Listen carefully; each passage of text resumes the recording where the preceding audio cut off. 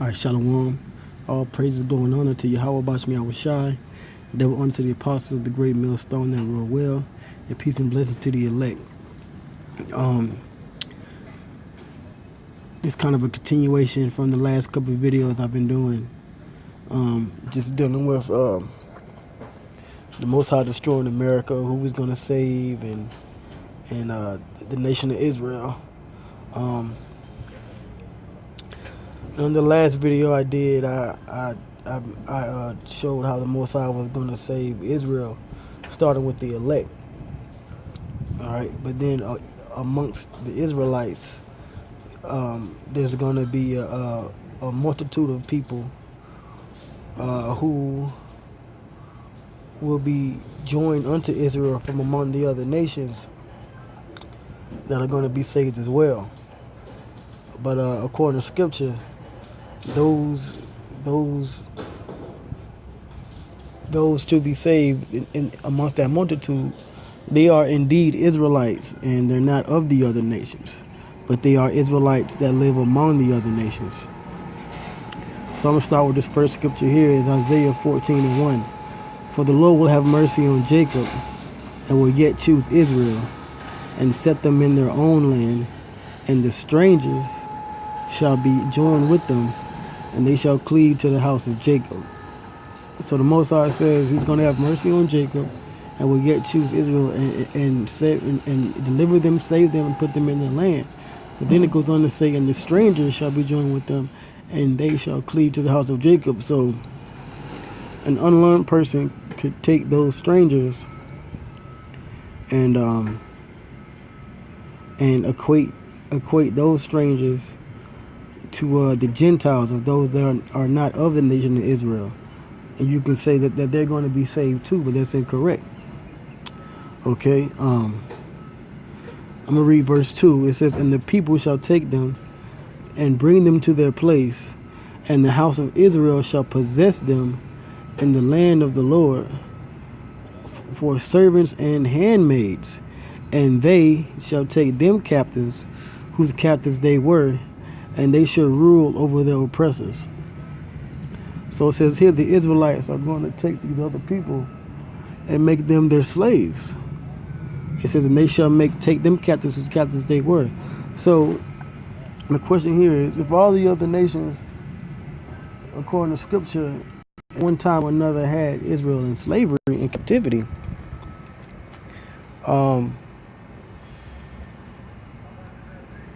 how is it that they're also going to join to the house of Israel? That just doesn't make any sense. Okay. And indeed, Israel is going to possess the so-called white man, which is Esau, Moab, Ammon, and all these other nations that are not going to be a part of the ruling class in the kingdom of heaven. Okay, their job is to be put into slavery. So you go back to verse 1, where it says strangers. This is why you have to be a scholar, and the Scripture says, study to show thyself approved. All right, so let's go to the Hebrew now, and let's see what the word strangers is in the Hebrew, because it says, and the strangers shall be joined with them. All right, so let's see, in the strangers, let's see what the strangers means in the Hebrew, and that word is gar, okay, which means sojourner, a temporary inhabitant, a newcomer, lacking inherited rights, of foreigners in Israel, though conceded rights, because these other foreigners that are of Israel coming back into the land. Let's see, back in the ancient world, if you had an Israelite from one tribe come to another tribe, such as, let's say, an Asherite goes to the tribe of Simeon, he's an Israelite, but he doesn't have any inheritance amongst that tribe, so that would make him a gar, or a stranger. You know, that would make him he's a foreigner to that particular tribal land, although he's in Israel, but he has conceded rights. He doesn't have a full rights of that particular tribal land, but he's still an Israelite. So that's the point here that is being made in Isaiah the 14th chapter. So these strangers are actually Israelites that are going to be joined back to the house of Israel. It says shall be joined. Let's get the word joined in the Hebrew, which means join, attend. Okay, to cleave, right down here at the bottom. Alright, to join oneself to, be joined. And then we look at the word cleave.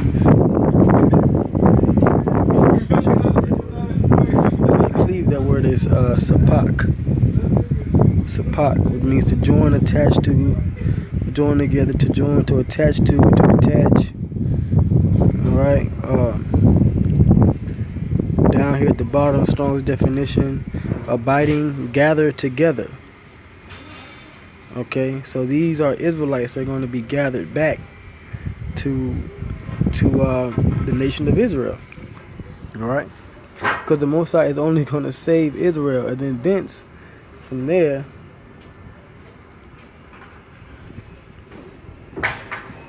when you read verse 2, that's when it goes into after all the elected Israel is gathered together, then they're going to take them captive, whose captives they were, meaning they're going to take these other nations, these Gentiles, these natural Gentiles, into captivity. So let's go from there. Let's go to the book of Romans.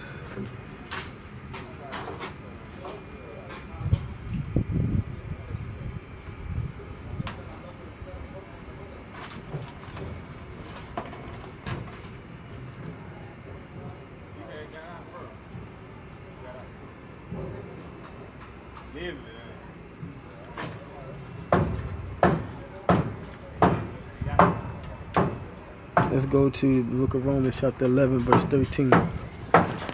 It says, for I speak to you Gentiles, inasmuch as I am the apostle of the Gentiles, I magnify mine office. Now this is Paul speaking, because now he's speaking to these Israelite foreigners that are supposed to come back into the fold, into the nation of Israel.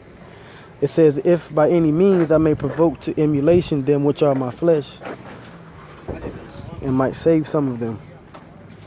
For if the casting away of them, it's talking about the Jews at the time, those in the southern kingdom of Judah at the time. It says, for if the casting away of them be the reconciling of the world, what shall the receiving of them be but life from the dead? Because these other nations are to be, these other Israelites from amongst these other nations, they're to be received back. Okay, they're to be received back to the fold. All right, that's why it says, for if the casting away of them be the reconciling of the world, what shall the receiving of them be but life from the dead? Because now these other nations, like a piece of other nations, so like it, these Gentiles, these Israelite foreigners, they were dead because they didn't know that they were Israel. So now that Yahushua came and died and he sacrificed himself, starting with the elect and then the whole nation, he's brought back life. For if the first fruit be holy, the lump is also holy, and if the root be holy, so are the branches. And if some of the branches are broken off, and thou, being a wild olive tree, wert grafted in among them, and with them partakers of the root and fatness of the olive tree, boast not against the branches.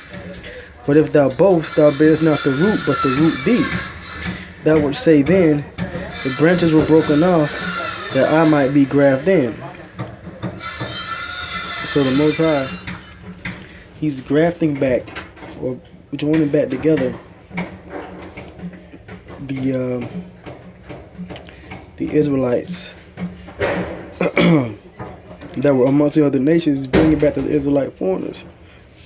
He's cleaving them back to the house of Israel.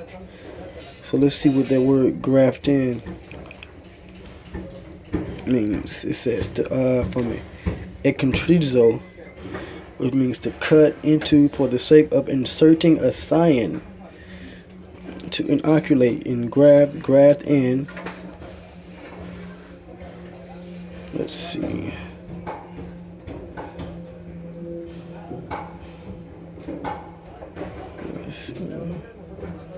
Which basically means to cut into. Okay.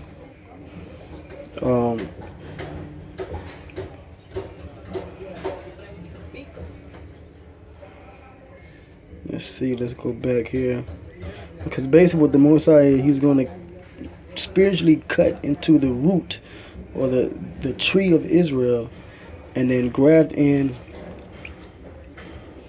the